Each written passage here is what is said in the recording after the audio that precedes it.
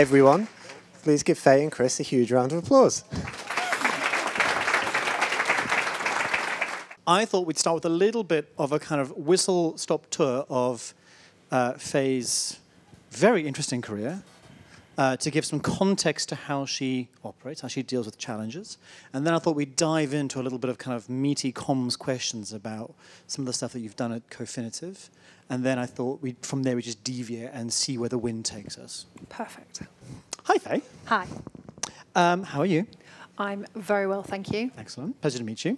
Indeed, great to be here. Joe accosted me maybe over 12 months ago, and I'm here. I actually wanted to be sitting and listening, and he's like, no. He's very pushy. Talk, so he's very pushy. Sorry about that. You started with a BA in music. I did. You look very tense. And you hinted that there was a very good reason for that and that you felt that led very naturally into kind of where you are now, or at least it feeds into how you see the world. The story behind it is very simple. I was absolutely rubbish at school. School was not my thing at all, and the only thing that I did was played musical instruments. I knew I was going to do something business-wise, but I didn't know what, so I decided I'm just going to carry on doing music. That's what I like. And then I'll worry about the job thing later. It kind of worked for me. I have to say I have a 16-year-old son now who is doing his GCSEs. Oh, man, that does not work. It's so painful. My mum and dad think it's divine retribution, the fact that I've now got the same problem as I gave them. So it was ultimately, the music thing was about passion. I think you have to do what gives you passion. If you don't, change it. So that's the fundamental message. And from there, a very natural step into 13 years in hard technology, IBM and Pipex. Yeah. How did it feel going from music to that, and what did you feel that you took away from that experience? It was really simple. You know, I loved the music thing. I could never teach. Anyone who knows me, Mel used to work with me. Anyone who knows me knows that I've got the patience of a gnat. So I could never teach music. It just would never happen. So I had to go and get a job. I needed money. You know, I got to start earning money. So my first job was as an administrator, which was the best job ever because it taught me how to do process and how to be organised. And then, quite frankly, the next job that came up was writing. Who remembers when you bought software in a box? Anyone? I was writing tech spec on the back of the box. That was my first proper job.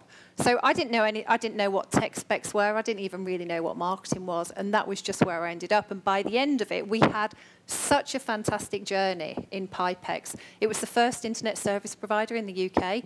So we had parties when we sold a 2 megabit transatlantic line. You know, that was really big stuff. It was literally the start of the internet. So we did some amazing things there and got so much experience. And it just happened to be technology. So immediately what we had to do was translate all the tech speak into what it actually meant to the customer and that customer proposition. And from then it stuck. Somehow we just had a natural affinity and to be able to translate that. And I was poached into IBM running this thing called Wireless E-Business, which was we were all going to be using these devices to talk to each other and do Salesforce and Fieldforce. And that, I mean, I'm going back, 15, 16 years. So it was right at the start of the internet that we all now live and breathe. Did you find a passion in that, given that that was what drove you to music? The whole thing about all of the career steps were really, it was doing something that was about breaking the rules. So the job in IBM was specifically go there, but do not follow a single rule in IBM, because if you do, it's so bureaucratic, you'll never get anything done. So actually, it was perfect, because every single job I then had in IBM was to disrupt. It ultimately was to almost break something, build it or retire it off, which was just a fantastic experience. What was the passion that drew you to then go on and do 6 years as a director at HRO in Philadelphia? So does everyone know what HRO is? I'm guessing no. Let's start there. So it's HR. It's HR. The O was outsourcing, lift and shift. A lot of it, HR practices went to, for example, India. And so what it was building a whole community around the HR space. The reason I went there, it was still a little bit tech-based, but the reason I went there was because I was poached and I was given a very large incentive to go there in terms of shares. ultimately, which I sold a couple of weeks ago, which was quite nice. From there, in 2014, you founded Cofinitive. Yes. And that seemed to mark a watershed moment in your career, because that, I think, is the last time you were ever doing one thing at a time. Something that jumped out at me was 2017 was a busy year for you. You seemed to jump onto quite a lot of founder leading roles, sort of founding member roles. The ones that jumped out to me were the Impact Women's Network and the Workplace of the Future. So what drew you to those? The Workforce of the Future was based on contacts that I had when I was working internationally, and they wanted me to come in and run the employee engagement practice. So that was kind of picking up on running the Engage East, which is part of it's a UK national. How do you engage with your employees? How do you have a better workplace? So that was picking up with that. The Impact Women's Network actually is a really new group. We've got an event on tomorrow. And that's a really important group for me because I fundamentally believe that women do not need to be fixed. I don't want to go and have constant conversations about, misogyny, gender in the workplace, pay gap. What I want to do is I want to come up with things that help women to create more impact. And if we can do that collectively, that's a good thing. I kind of stumbled across that, and then the next thing I was asked to be co-founder of it. So I say yes. That's the other thing. Don't talk to me afterwards, because I say yes to absolutely everything. It's a really, really bad habit. If everyone has a side project, like today is your lucky day. Yeah. What led to you founding that? What drove you to decide that something needs to be different in the world, and I'm going to do it? There were two things. The selfish one was I was sick of traveling. International travel's really nice, but it gets quite boring. So that was the first thing. And then the second thing was I was more interested in my clients than I was in the company that I worked for. And what I found was in a 20-year career, I'd acquired so much information, and I'm like, surely that's got to be useful to someone. And so I just had that passion, or as we call it, pants on fire. I had that passion to say, do you know what? I said to Mel earlier on, maybe it's a midlife crisis, but let's just go do it. Let's go and see whether it works. So my plan was, I'm just going to be an interim. I'm going to take off every August, every December. I'm going to get all the nice little contracts, and that's it. That's how my career will work. It didn't quite work like that, because these things called clients, blinking pesky they are. They wouldn't leave us alone. So we'd do something. We'd fix whatever their pants on fire was about. We'd fix whatever that problem was. And then they'd go, brilliant. Can you stay on now and execute it? And so it just kind of acquired. So that's how it happened. One thing that I actually question that popped into my mind when I was kind of looking up Cofinitive was, and I say this as someone who's an ex-product marketer, and I know we've got a diverse audience here. So what do you consider to be a communications program? Because it's mentioned quite a lot in the Cofinitive material, and I wasn't entirely sure what would be entailed in that. For me, I think it's all about integrated marketing. So I've never done a marketing qualification. I think it's been very instinctive. But for me, it's about how do you get that message across every single thing that you do so that you ultimately get to live and breathe what your communication strategy is. So I think from the very top to the very bottom, to your cups, your bottles of water, whatever it is, you integrate absolutely everything, and it gives you that strength of brand. And that's what we do with the clients that we have. It's about working out what's your mission, what's your ethos, how do you want to present yourself, and then just absolutely nailing it. So, for example, I always say, what are the 3 things you want to be known for? So you focus only on those 3 things. You will pick another couple of things up afterwards.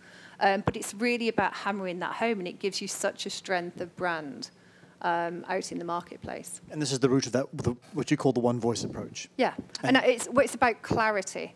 It's about, it's one of our 4 ethos. Clarity is just about being really punchy and getting to that point. Because we're all really fickle. We don't have time. We've got, again, I'm not the only one with the attention span of a gnat. Actually, you've got to be really succinct. If you haven't grabbed someone in that first little moment, you won't grab them. It's really simple. So for me, it's about that clarity. What do you think some of the bigger blockers are to that? Why do you think a lot of people fall down on that you think you you or other communication specialists can bring focus and clarity? What do you think are the blockers there? I think everyone can do it. I don't think it's something specific to us. It's just about homing down into what are you trying to achieve. There's so much noise out there. It's just about being really targeted and going after one thing and doing it really, really well. And it does feel like you're hammering it home, but actually that's what people need. Are there obvious gotchas? Are there obvious things that you commonly see people doing wrong? I just think it's trying to do too many things, and it's also not considering what that journey map is.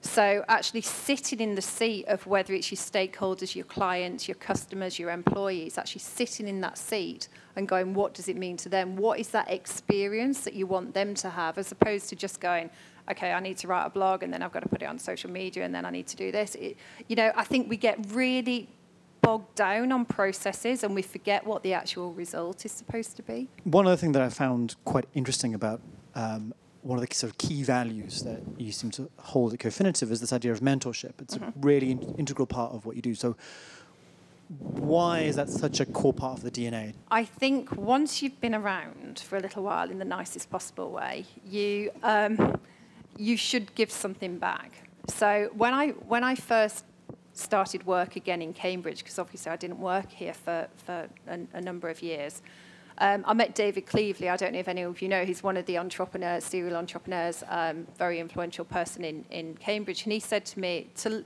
succeed in Cambridge, and this is really good for anyone who is freelance or self-employed, you've got to pay it forward. You really have to. And I'm like, that actually sounds right. I've lived in a very commercial world. It's all about how much you earn, what you do. And I'm like, no, actually, that gives a little bit of balance. And if I can put something back, that's got to be good. So from my point of view, the reason I know I'm successful is when I do less and less paid work myself. I want, obviously, the company to carry on doing paid work because I still have a mortgage. But the more that we can put back, the more important that is. So whether it's mentoring, taking interns in, generally sitting on stages like this and talking, actually, is putting something back. Because if each of you glean one tiny thing, or you fundamentally disagree with what I've said, that's fine because you can use it. So I do think that the pay it forward ethos is a really important one. Can you say a little bit more about something that came up in an earlier conversation was around this idea of critical diversity and a network perspective. Can you unpack that a little bit more? What do you mean by that? So let me do critical diversity first. So I believe that we live in a very disenfranchised society at the moment. I think there's an awful lot of issues that are going on, whether it's mental health, it's employment, it's economic, it's political. There is so much stuff going on. And I think it's really important that whatever we do as communications people, that we're considering what the impact is of what we're doing, and also how we can help people as well. So I was talking to Mark earlier on. I went to the CBI annual dinner last week, and there was a company, and I think it's called Astrid. I do need to look it up. And it was about, and I'd never heard of them before, people who have cancer, who they want to work, but employers won't use them because they can't be guaranteed to be there all the time. But I was really shocked. I'm like, oh my goodness. So for me, that's exciting. I'm like, I can get hold of someone who's SHIT hot at their job, but I might only have them for a little while, but that's fine because I'll know that and I can, we can use that. And I'm just like, that is such a great opportunity, but we have to be open and receptive to looking at that kind of diversity. You've got to get out there. This is brilliant. I love this. Again, thank you for the invite. It's great. And your guidance, you've got to get out there. You've got to talk to the person who doesn't, standing on their own. Networking is so important. Again, especially in Cambridge, this is how you get out. This is how you keep being offered things and you keep saying yes to them. Because you've got to get out there and network, because it will motivate someone, it'll inspire someone, or you'll make a great connection. But I have one rule, and it's a really selfish rule. If I go somewhere and I'm really not in the mood, but I've gone, I'll find one connection. And when I've made that one connection that is really good, I go home. Because quite frankly, I can't deal with 10 business cards. Or I can, it just might be really slow. Whereas if I've met one connection and I know I can really support that person, then that's it, I go home. So I'm a bit selfish like that. When it comes to what you're bringing to new challenges, we had a call last week and you talked about this idea of a diverse mix of experience and perspectives. Mm-hmm. How do you square that with the need for specialism? So how do you see the interplay between eclectic diversity and specialist skills and deep, deep knowledge? Specialist skills, I just think you go and get. So, for example, we are a corporate communications company. I would never profess to knowing very much about pay-per-click, SEO, etc. So we go and find who's good at it and we go and outsource it. The best thing about this area is we have such an eclectic amount of businesses and individuals. Don't try and deliver things yourself that you can't do because you're just going to make yourself look rubbish. You know, we are good at what we do, but if I try and pretend that I'm good at something else that we're not good at, then it's going to backfire. You know, so I think that's one thing.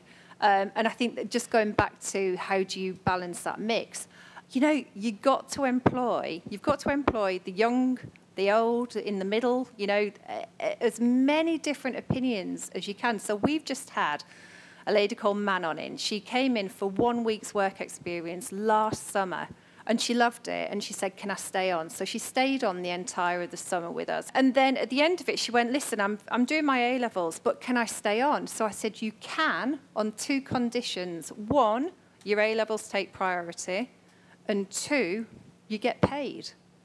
And it changed that whole conversation. And my goodness, she had the most brilliant ideas. For me, it's an open platform. There's no hierarchy. I don't have all the best ideas. Anyone can have an idea. And she went on, she got 3 unconditional offers into uni, and she actually went to ARU because she didn't want to leave home. She started at ARU 2 weeks ago. And that for me is success. That's pay it forward. That's adding diversity. That's making us better as a comms company, because we're getting those different opinions. You get the kind of richness of perspective that allows you to tackle almost any communication challenge. But I think you have to be a little bit brave because, you know, sometimes I'm like, yeah, I've got all the best ideas. Of course I have, but I haven't, you know. So actually it's having that openness. And sometimes, especially when you're in a corporate environment, you feel that someone's always after your job. I actually think you should just, you know, welcome input from wherever it comes from. I'd like to see if there are any questions. I guess it's follow-up from the corporate question you just asked. If you're in a corporate environment that doesn't welcome that sort of behaviour and doesn't welcome getting involved in the decision-making process or ideas, how do you approach that as an employee? What can you do to maybe thaw the ice a little bit? My first question would be, do you like your job? You don't necessarily have to answer these. If you like your job, you've then got to work out how to change it. So in IBM, I worked with this wonderful lady who taught me how to upwardly manage.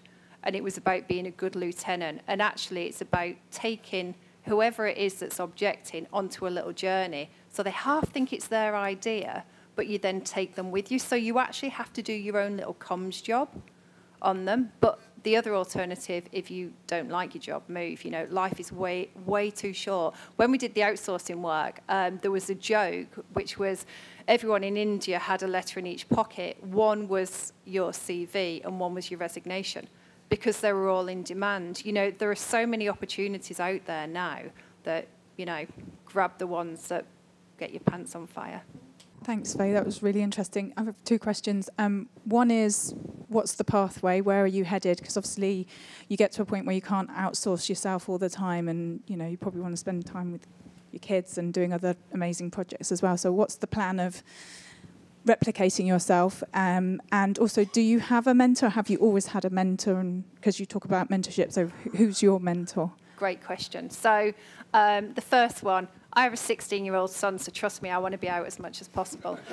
The 16-year-old doing his GCSEs, it's not good, it's not good. What I've started to do to get me where I want to be is hiring really well. Initially, when I started out, I hired people that were, you know, the machine, the doers in the business. So I go out and do the conversations, do the strategy, and go back and they deliver, but they're involved in it. You know, they understand the commercials, they understand the whole thing, so they're part of the business. And I've had to change that, and what I need now are more of the account managers, which is really hard for a control freak, because I have to then delegate, and I become a manager. And as Mel will tell you, I'm not the best manager in the world because I'm just quite straight talking. So I think as a business owner, it's really difficult because you've got to go through all of these different iterations. Where I would like to be is that Cofinitive runs without me. And we're starting to get that way. I don't want people to look at Cofinitive and always think of me. I want them to think about the clients and the impact that we make. I sit on the board of CW, so it's does anyone know CW? So it's you know, a big tech membership organisation. Man, there is so much work to do there. So whether it's like engineering trust with fake news or whether it's about more diversity and inclusion and how that can impact technology, I would love to be able to do more of that. But you know, I still have bills to pay, and I'm now responsible for lots of other people's bills to pay as well. And then the mentorship, yes, so my best mentor ever was Cheryl Shearer in IBM. And she believed in me when I didn't believe in me. When I went off for maternity leave, I was going back, and IBM had just bought the RFID business of PricewaterhouseCoopers, and all the blokes, nothing against blokes here, but all the blokes were vying for the global RFID job. They all wanted it, and there was so much infighting and backstabbing, and Cheryl went to me, "You're going to do it." And I'm like, "I can't. My brain's still like a little bit like fudge." And she's like, "No, you're going to get on and do it." So she was the best mentor, and I had her all the time. And now you do collect mentors a little bit. I don't have a formal mentor program, but I have a group of people that, man, they don't half-rollick me sometimes. And I think it is really important both to get a mentor and to mentor others as well. This is about consultancy, and so I'm guessing you went out first as a consultant. When did you decide it was time to take staff on, or did you keep a team of consultants for a while? And if you did, how did you manage that in terms of consistency, risk and quality? I actually only intended it to be me, but it became unsustainable within about 8 months. So I had no choice to hire. So the first thing I did was I took on a consultant that I worked with many years ago and who was still freelancing, because that was the safest bet. Then when I knew that the fixed costs were covered and that I could then start, I was getting enough revenue to then be able to start that percentage split of when you can start getting staff in, then I actually went to Brand Recruitment, who found me 2 marketing execs to come in. Now, obviously, I'm scaling again, but I have a mix. So anyone running a business, you've got to watch those fixed costs. So I have a mix of people that are employed and people that are freelancers, just so that I can pull them in and out as and when is needed. Agility, I think, is the key thing. You've just got to be able to be flexible. One last question for bonus points from Yes. Jess Folkert, who couldn't be here, but I figured seeing as we're recording this, we can pay it forward to dear Jess. And she asked, what are your experiences steering execs away from vanity marketing towards activities that actually are more strategic and focused on outcomes that relate to customer needs? Well, I'm relatively bossy, so I would quite frankly ask them why they wanted to do it, probably change their view. However, you can do some amazing things within your marketing remit. So again, I keep pointing at Mel. Does everyone know Mel? Only because this was a great example from years ago. We projected the UUNet logo on all the major buildings around London, so Battersea Power Station, the Tower of London, those kinds of things. It was a little bit of a vanity project, but it was also groundbreaking. We won Marketing Week's Stunt of the Week. So we actually did it with a view of getting some really good results. It's not steering them away, it's understanding why do you want to do it and how can you then actually turn it into something useful. Because let's face it, if they've got the marketing budget and you can turn it into something that's really positive, why not go and do something a little bit more creative as well? Hope that's helpful, Jess. Thank you very much, Faye. It's been a pleasure. Thank you. And thank you for the good questions.